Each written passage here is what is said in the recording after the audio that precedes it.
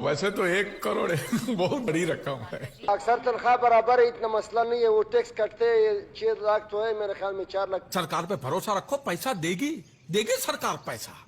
80 4,70,000 बच जाता है। इसका भी 20,000 कम होते तो आप स्टेज में भी कम है, ऊपर है स्टेज में। हम वजीर हो, आप तो हमारा तनख्वाह तो इतना होना चाहिए। हमारे तुम्हें घंटा बजेगा ना तो सारा गांव शमशान में पहुंच जाएगा। हमारे खर्चे ज्यादा है, लोग हमसे पैसे मांगेंगे। आप ये देखो, ये एंथनी का पैसा हम सबको मिल बांट के खाना है। आपसे क्या मांगेगा?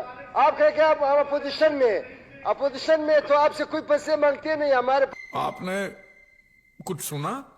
हमने सब सुना। कोई बीमार आ जाता है, कोई स्टूडेंट आ जाते हैं, हम तो उसको देते हैं। ये 12 हैं और हम 5 हैं, और कुल मिला के 17 हो गए। 17, ठीक है?